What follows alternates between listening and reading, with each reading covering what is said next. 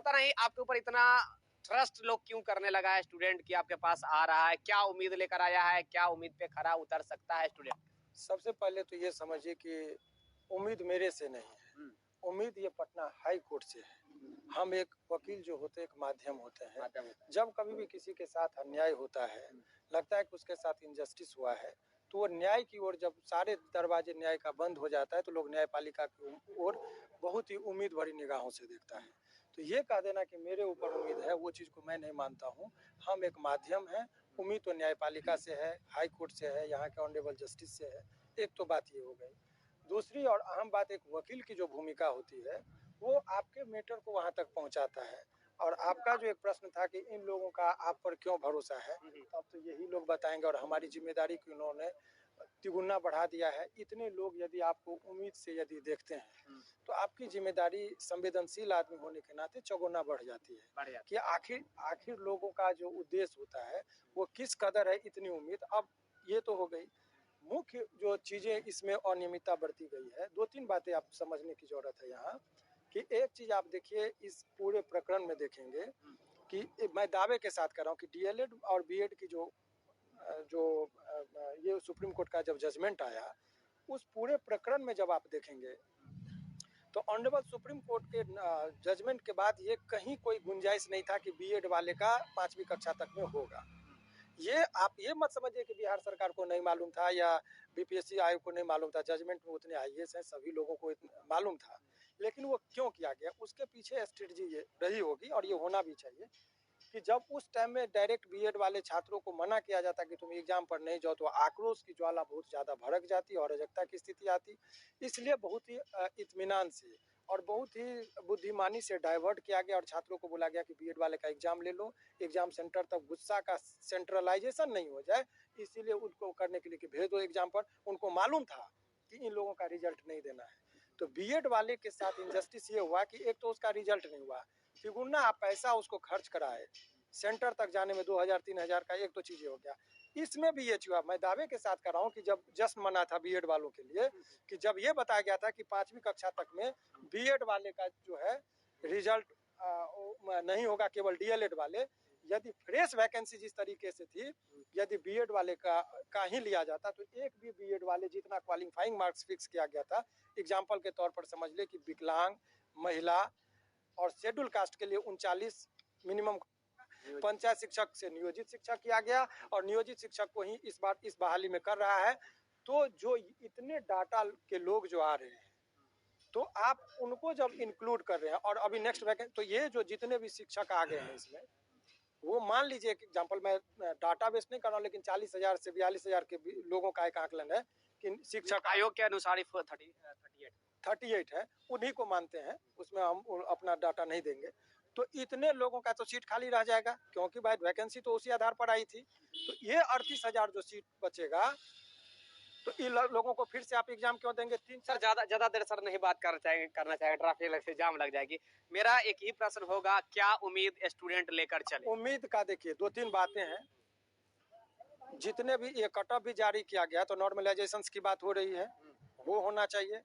और जो छात्र एग्जाम जो दिए हैं अभी, कट ऑफ जो अचीव कर लिया है, उन लोगों की पहली बहाली हो जानी चाहिए इसी वैकेंसी में। उसके लिए जितना आपको रिक्तियां हैं, पता चल गया 70,000 का डाटा आज हिंदुस्तान पेपर में दे रहे हैं कि हमको फ्रेश वैकेंसी निकालना है, या इसमें से बहुत खाली हुआ, ऐसे भी छात्रों का आपने उसमें काउंसलिंग में बुलाया जो डीएलएड में जो है सो फेल कर गया है, या जो बीएड वाले को भी बहुत धोखेबस आपने इंक्लूड किया।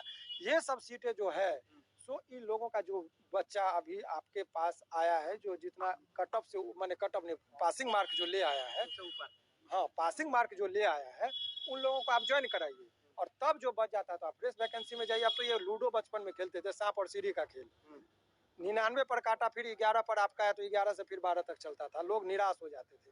अब इन लोगों का देखिए डीएलएड में भी अब एंट्रेंस एग्जाम होता है, तो डीएलएड का एंट्रेंस एग्जाम दिया, उसके बाद एकेडमिक जो होता है वो डीएलएड का एकेडमिक पास किया, उसके बाद ये लोग सीटेट पास किए, बीपीएससी द्वारा आयोजित एग्जाम को पास किया, क्वालिफाइंग ले आया, और फिर वहां पर जाके अब उसमें नियोजित शिक्षक को घुसा के आप करें, फिर से तुमको एग्जाम। एक तरफ नियुक्ति पत्र बट रहा है, तो इससे कोई नियुक्ति पत्र देखिए जब कभी भी जल्दबाजी कहाँ होती है, जब देखिएगा जल्दीबाजी में, रात में भी हम लोग चूंकि एडवोकेट हैं, तो कोई अवैध तरीके से यदि कहीं पर बिल्डिंग बनाता है तो बोलता है रात में घेरो और मकान खड़ा कर दो ताकि कोई रोके ही नहीं।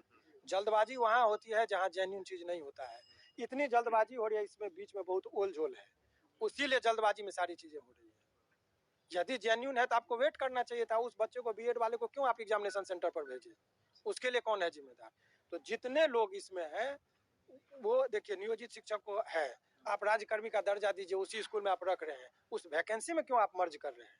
जो भी उनका वैकेंट है वो फ्रेश स्टूडेंट है भाई, जो बेरोजगार है इनको आप दीजिए ना, युवाओं को। ये एक बहुत बड़ी बात है और हमको उम्मीद है सरकार संवेदनशील है। और इसमें कहीं को देखिए, कभी कभी अतुल प्रसाद जी जो ऑनरेबल चेयरमैन है बीपीएससी का, उनकी तो ये काबिल तारीफ है कि कम से कम आपके माध्यम से, आपके चैनल को बड़ा गौर से देखते हैं और तुरंत में ट्वीट भी करते हैं, तुरंत लीगल नोटिस भी तो जारी इसमें ट्वीट करके वो ये बात कहते कि जितने भी छात्र अभी जो पूर्व के शिक्षक हैं, इन लोगों को वेटिंग लिस्ट में करके, वेटिंग लिस्ट केवल जारी नहीं करे, वो ये भी कर दे कि इन लोगों का हम जब तक ज्वाइनिंग नहीं कराएंगे 70,000 नेक्स्ट वैकेंसी हम नहीं देंगे, और इन लोगों को कर दे। अब न्यायालय में आने के पीछे हम लोगों का ये होता है, देखिए अभी बहुत सारे छात्रों को हमने एक एक को समझाया कि ये मत समझिए कि आप फाइल कर दिए तो आपको नौकरी हो जा रही है। एक उम्मीद की किरण है। अनेकों लोगों को जब बोले, जब सारे रास्ते बंद हो जाते तो न्यायपालिका की ओर लोग उम्मीद से देखता है, और आपका अहम भूमिका रहा है इसमें। आपने एजुकेशन के मामले में सारे लोगों को अवगत कराया, तो आपका चैनल बहुत ही महत्वपूर्ण तरीके से रहा है। अभी जो भी चीजें हैं उसमें एकमात्र हम लोग का डिमांड है कि अभी कोर्ट में क्या होता है, कोर्ट में तो पीछे CWJC में जब जाता है तो कहता है जितने पेटिशनर हैं उन लोगों पर विचार किया जाए, और उसमें ये लोग अपना बीपीएससी को जवाब देना होगा। कट ऑफ पर व्यक्ति जितना हमारा होगा, एक एक व्यक्ति पर जब काउंटर आएगा, अभी कट ऑफ जारी किया गया, मैं दावे के साथ अभी 130 बच्चे ऐसे हैं महिला का शेड्यूल कास्ट में, 39 आपने कहा कट ऑफ, 130 महिला का लिस्ट मेरे पास है जिसको 40, 45 और 52 नंबर तक है, उसका नहीं हुआ।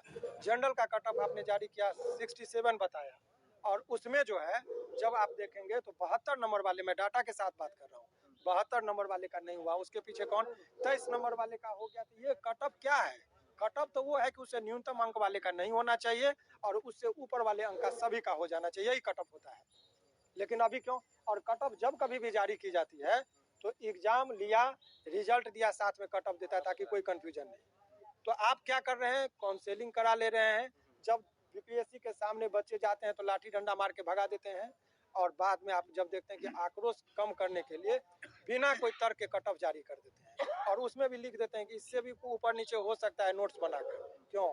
क्योंकि छात्रों का आक्रोश बीपीएससी के ऊपर। आयोग अगर अभी देख रही है तो आयोग के लिए कुछ मैसेज? देखिए, आयोग इतने बड़े पैमाने पर एग्जाम को कंडक्ट किए है और इतने बड़े, तो उसके लिए और बहुत ही तत्परता से किए, उसके लिए उनको धन्यवाद। और बीपीएससी का बहुत सारे छात्र गेट पर जाके हंगामा करते, उनको ये पता होना चाहिए कि बीपीएससी कोई, उनकी क्या अथॉरिटी क्या है। बीपीएससी एक एग्जाम कंडक्टिंग बॉडी है, उनका काम है एग्जाम लेके भेज देना, ये पॉलिसी मेकर नहीं है। पॉलिसी मेकिंग जो शिक्षा विभाग हो गए, सरकार की चीजें होती है, इसीलिए बीपीएससी के ये चीज है। लेकिन एक दो बातें जो अब समझने की जरूरत है, वो शासन प्रणाली दो तरह की रही है। अभी विगत कुछ वर्षों से जब हम लोगों ने होश संभाला है, दो लोगों का ही शासन देखा है, एक आदरणीय लालू जी का और दूसरा नीतीश जी का शासन काल रहा है।